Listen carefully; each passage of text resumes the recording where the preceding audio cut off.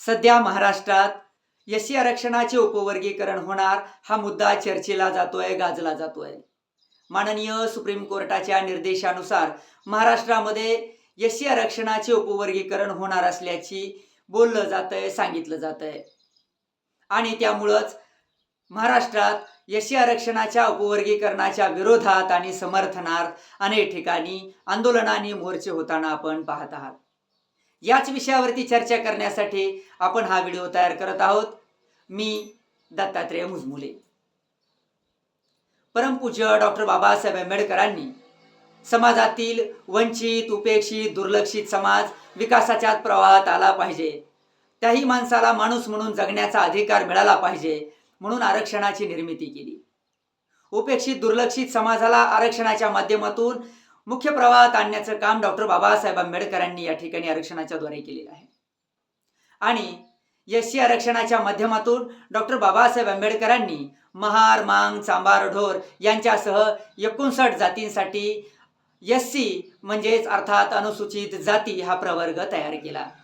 आणि आता याच प्रवर्गाचे उपवर्गीकरण होणार असल्याची चर्चा आपण पाहत आहोत, ऐकत आहोत.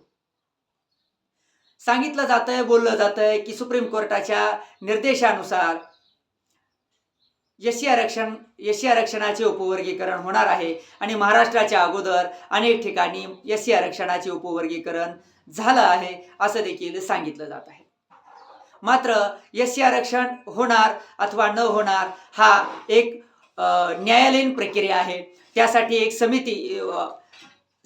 बदर समिती महाराष्ट्र सरकारनं नेमलेली आहे आणि त्याचा अहवाल देखील बदर समितीनं महाराष्ट्र शासनाला सादर केलेला आहे. मातंग समाजासह अनेक जातींची अनेक दिवसांपासून मागणी होती की एससी आरक्षणाचं उपवर्गीकरण व्हावं. लोकसंख्येच्या आधारावरती अ, ब, क, ड याद्वारे उपवर्गीकरण होण्याची मागणी मातंग समाज अनेक दिवसापासून करत होता. मात्र बौद्ध समाजाच्या मते एससी आरक्षणामध्ये कुठलीही फोड न करता एससी आरक्षण आहे तसे ठेवावे अशी बौद्ध समाजाची अर्थात आंबेडकरीवादी विचारधारेची मागणी आहे. आणि मात्र याच दोन मागणींमुळे उपवर्गीकरण व्हावं आणि उपवर्गीकरण होऊ नये या दोन मागणीमुळं जो समाज आजपर्यंत एक समाज म्हणून, एक गठ्ठा म्हणून बांधला गेलेला होता, बहीण मोठा भाऊ, लहान भाऊ आणि समाजामध्ये बहीण भावाचं नातं घेऊन हा समाज आजवरती जगत आलेला होता, चालत आला होता. बौद्ध समाजाला अर्थात महार समाजाला मातंग समाजाने आणि इतर समाजाने आजपर्यंत मोठा भाऊ म्हणून जपलेलं होतं, वागवलेलं होतं. आणि त्याच पद्धतीनं बौद्ध समाजानं देखील मातंग समाजासह इतर 59 जातीला आपल्या भावाप्रमाणे आजपर्यंत वागवलं होतं आणि एक भाईचारा असल्याचा हा संदेश या ठिकाणी दिला जात होता. अनेक आरक्षणामध्ये तोडफोड झाली, मात्र आजवरती एससी आरक्षणामध्ये कुठल्याही प्रकारची बदल केलेला नव्हता. डॉक्टर बाबासाहेब आंबेडकरांनी एससी आरक्षणातील 59 जातींना स्थान दिलेलं होतं आणि त्या एससी आरक्षणाचा लाभ आजपर्यंत बौद्ध समाज, मातंग समाज, ढोर समाज, चामार समाज अशा असंख्य जाती आजपर्यंत घेत होत्या. मात्र लोकसंख्येच्या आधारावरती आरक्षणामध्ये विभक्तपणा यावा, आपलं आरक्षण आपल्याला देण्यात यावं अशी मातंग समाजासह अनेक नेत्यांची, कार्यकर्त्यांची किंवा समाजाची मागणी होती. मात्र त्याचा परिणाम आज समाजामध्ये असा होताना दिसतोय की समाजामध्ये तेढ निर्माण होताना आपल्याला पाहावयास मिळत आहे. दोन समाजातील नेते, दोन समाजातील युवक सोशल मीडियाच्या माध्यमातून आपली भावना व्यक्त करत आहेत आणि भावना व्यक्त केल्यामुळं आपली भूमिका आपल्या पद्धतीनं मांडण्याचा अधिकार परमपूज्य डॉक्टर बाबासाहेब आंबेडकरांनी प्रत्येकाला दिलेला आहे. आपलं मत व्यक्त करण्याचा, आपल्याला मागण्याचा अधिकार परमपूज्य भारतरत्न डॉक्टर बाबासाहेब आंबेडकरांनी प्रत्येकाला दिलेला आहे. न्याय मागण्याचा अधिकार बाबासाहेबांनी प्रत्येकाला दिलेला आहे आणि त्याच आधारावरती ही न्यायालयीन प्रक्रिया आहे. ही सुप्रीम कोर्टाच्या आदेशानुसार चाललेली प्रक्रिया आहे. समर्थन करण्याचा अधिकार हाही डॉक्टर बाबासाहेब आंबेडकरांनी दिलेला आहे संविधानाद्वारे आणि विरोध करण्याचा अधिकार देखील डॉक्टर बाबासाहेब आंबेडकरांनी दिलेला आहे. मात्र यामुळं समाजामध्ये तेढ निर्माण होत आहे. मात्र बौद्ध समाजातील तरुणांनी, बौद्ध समाजातील नेत्यांनी, बौद्ध समाजातील कार्यकर्त्यांनी, मातंग समाजातील कार्यकर्त्यांनी, मांग समाजातील कार्यकर्त्यांनी हे लक्षात घेतलं पाहिजे. तुम्ही आम्ही बहीण भाऊ आहोत.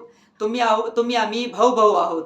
तुमचं आमचं भावाभावाचं नातं आहे आणि या नात्यामध्ये कुठेतरी दुरावा निर्माण होत आहे. या नात्यामध्ये फूट पडताना या ठिकाणी दिसत आहे.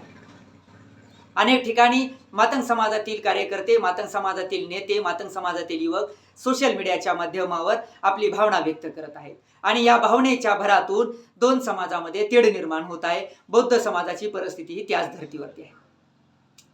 ते त्यांच्या पद्धतीनं, बौद्ध समाजातील कार्यकर्ते नेते त्यांच्या पद्धतीनं भूमिका घेत आहेत. मातंग समाजातील युवक, तरुण, कार्यकर्ते, नेते त्यांच्या पद्धतीनं भूमिका व्यक्त करत आहेत. मात्र या भूमिकेमुळे काही बंडखोर व्यक्तीतील कार्यकर्ते, नेते याला चेतावणी देत आहेत आणि कुठंतरी हा कोणाचा तरी डाव आहे का, कुठंतरी कोणाला तरी हे पेटवायचं आहे का, यशीमधील 2 भाग करायचे आहेत का. आणि आपण पूर्वीपासून ऐकत आलेलो आहोत, तोडा आणि राज्य करा.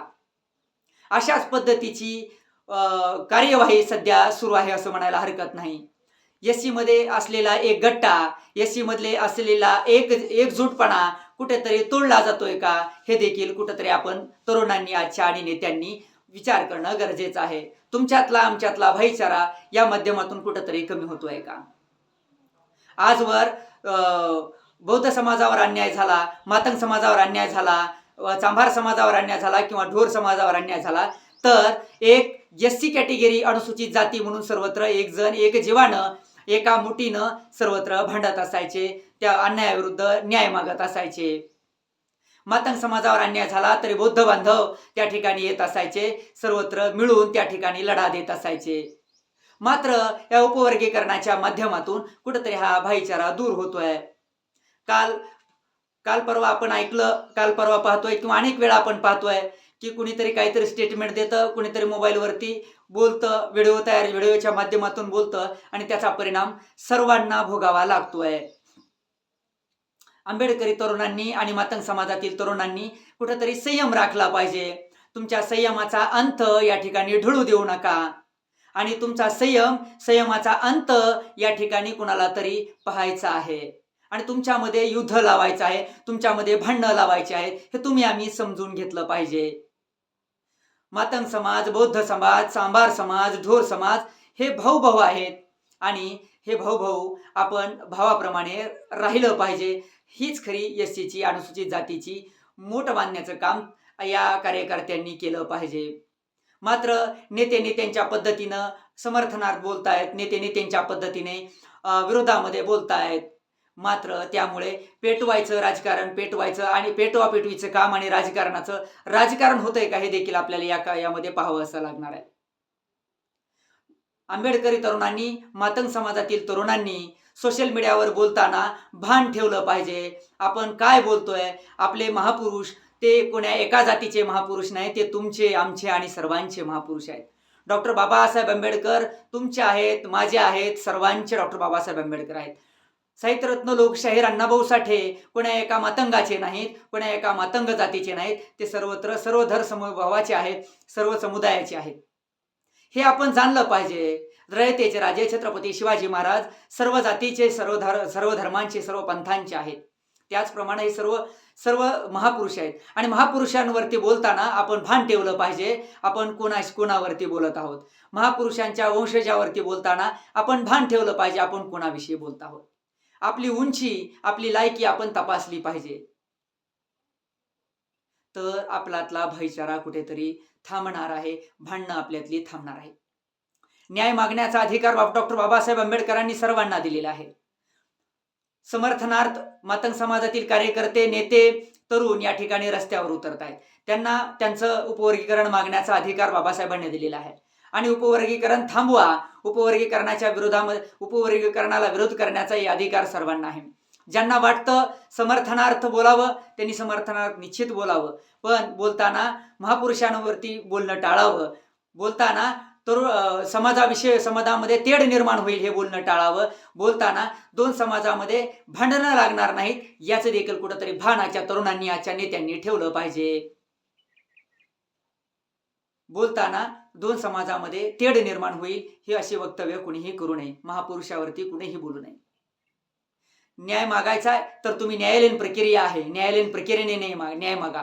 तुमच्या आमच्यातला भाईचारा कमी होऊ देऊ नका. तुमच्या आमच्यातला एकजूटपणा कुठेतरी कुणाला तरी थांबवायचा आहे. आणि हा भाईचारा आपला जिवंत ठेवायचा असेल, तुमची आमची सर्वांची वज्रमूठ एकत्र ठेवायची असेल, तर तुम्ही आम्ही तुमच्यातला आंबेडकरी बाणा, आमच्यातला आंबेडकरी बाणा कुठेतरी जागृत केला पाहिजे. ही वज्रमूठ आपण कायम बांधून ठेवली पाहिजे, ना की उपवर्गीकरणच्या समर्थनार्थ उपवर्गीकरणाच्या विरोधात तुम्ही आम्ही भांडलं पाहिजे. न्यायालयीन प्रक्रियेनं सर्वांना वागलं पाहिजे. त्या सूचनांचं पालन आपण सर्वांनी केलं पाहिजे. ह्या सर्व गोष्टीचं आपण सर्वांनी तरुणांनी कुठंतरी भान ठेवलं पाहिजे. आणि तुम्ही आम्ही असं जर राहिलं तरच आपलं कुठंतरी भविष्य निश्चितच राहणार आहे. आता आपण पाहत असतो, ऐकत असतो, आंबूज टोला, मातंग टोला, भीम टोला, अशी टोल्या टोल्याची भाषा समाज माध्यमावरती आपल्याला दररोज पाहायला मिळत आहे. भावांनो आणि बहिणींनो, असला कुठला टोला नसतो. हा टोला तुमचा आमच्या नाकावरती, तुमच्या आमच्या तोंडावरती बसणार आहे. आणि म्हणून तुम्ही आम्ही सावरलं पाहिजे, तुम्ही आम्ही एकजूटपणा जिवंत ठेवला पाहिजे.